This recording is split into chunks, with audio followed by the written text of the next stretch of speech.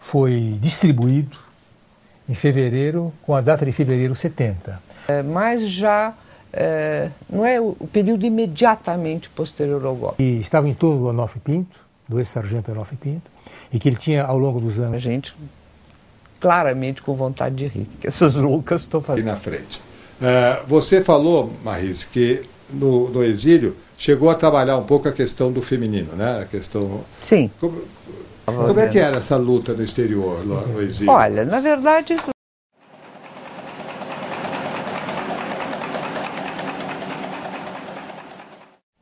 O primeiro número foi distribuído em fevereiro, com a data de fevereiro 70.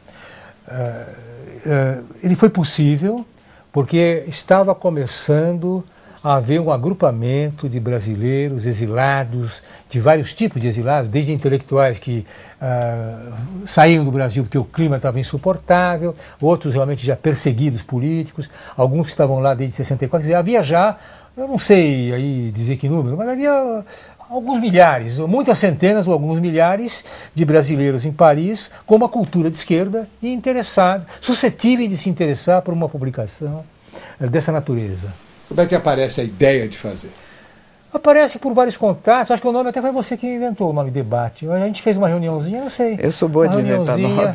Uma reuniãozinha com gente jovem, havia estudantes muito jovens que estavam em torno da gente ali, né? Bem jovens mesmo, alguns secundaristas que iam para lá, ricos, claro, porque aí complicavam-se o pai. O que não faz um pai ou uma mãe para evitar que o filho passe uma temporada no DOI-CODE, né? Faz tudo. Então, estava chegando muita gente de de várias idades. E, bom, eu tinha amizade ali, embora fosse bastante jovem, tinha contatos intelectuais que talvez tenham facilitado alguma coisa.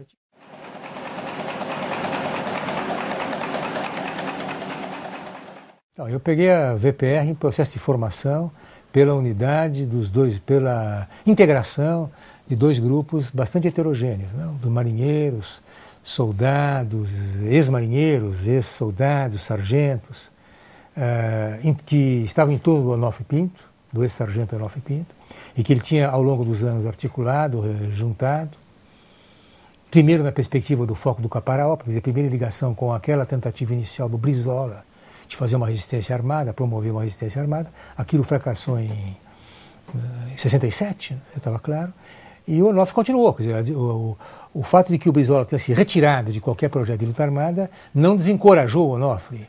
Ao contrário, ele passou a ser o centro silencioso, um centro quase invisível, porque ele vivia numa semi-clandestinidade. Primeiro vocês se conhecem em 68? Dentro da VPR, já na VPR. Já da VPR? Sim, sim. Na VPR, quer dizer, na periferia da VPR, não, havia um seminário do Capital. Eu disse, eu conhecia a Marisa através da Yara, ela era amiga da Yara Elvelberg, eu conhecia. Primeiro conhecia Yara. E aí vocês se conhecem e você começa a militar, você já estava militando na VPR? Não fui eu que desencaminhei a menina. Não. Quando você começa a sua militância política, né? Fala um pouquinho sobre isso. Bom, aí nós estamos falando do período posterior ao golpe, mas já não é o período imediatamente posterior ao golpe, 65, 66, e o colégio de aplicação é realmente um centro de circulação de ideias progressistas, ideias de esquerda e tal. E vários de nós, a coisa começa assim, meio que de uma forma não pretensiosa, grupos de estudo. E o grupo de estudo evolui, começa a discutir atualidade, conjuntura política, econômica e tal. E aí um de nossos colegas foi preso, porque o Carlos Takaoka, que pertencia a um partido de esquerda. Qual? O PCdoB, na época.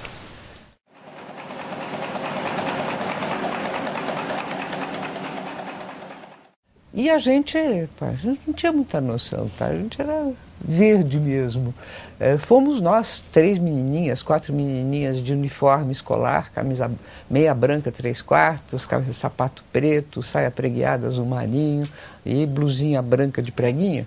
Fomos visitá-lo no DOPS.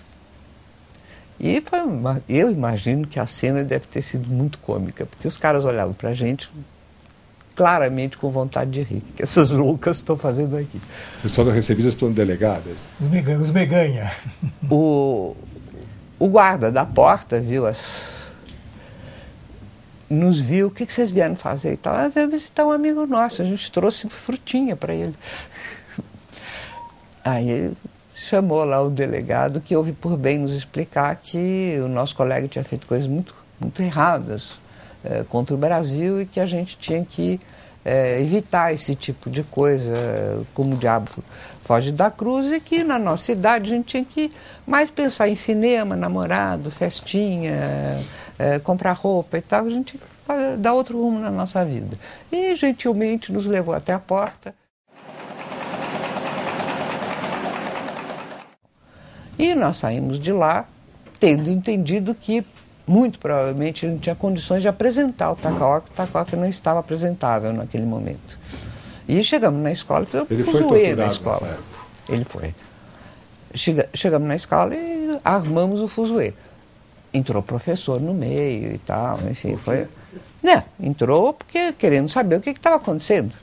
Daí não é uma questão de disciplina nem nada, é uma questão de informação. Ninguém sabia direito o que estava acontecendo.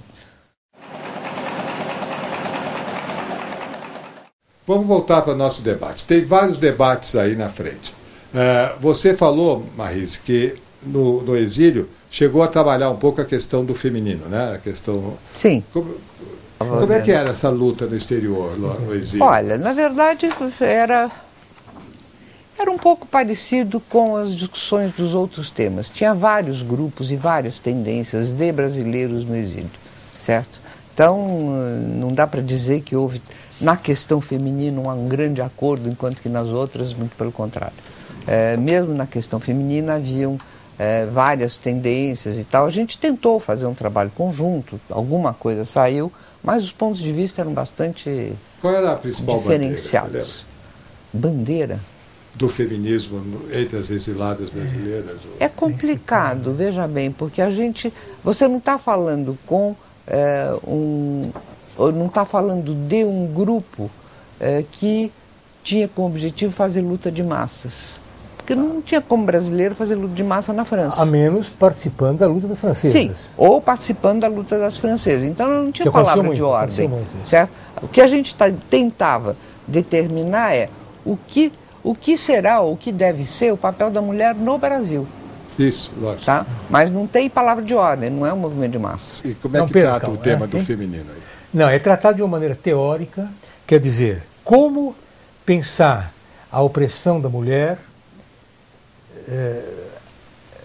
que contribuição o marxismo, a tradição marxista, a literatura marxista traz. E aí realmente era um terreno muito fácil, porque é um clássico do Engels, que é a famosa origem da família, da propriedade privada e do Estado, pioneiro, né, que colocou essa questão de uma maneira extremamente nova, original, uma nova síntese.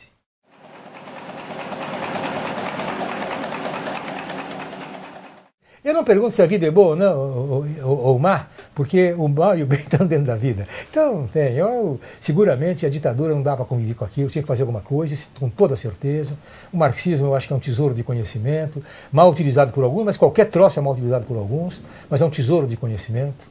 E o movimento socialista. E o capitalismo é um modo historicamente limitado de produção social. Desculpa o xalão. Super valeu a pena, pelo menos eu não consigo fazer grandes tiradas filosóficas. Eu acho que se eu tentar fazer o balanço, foi uma vida super interessante fazendo as coisas que eu tinha vontade de fazer, que eu queria fazer. Então, nunca se arrependa daquilo que você quer fazer.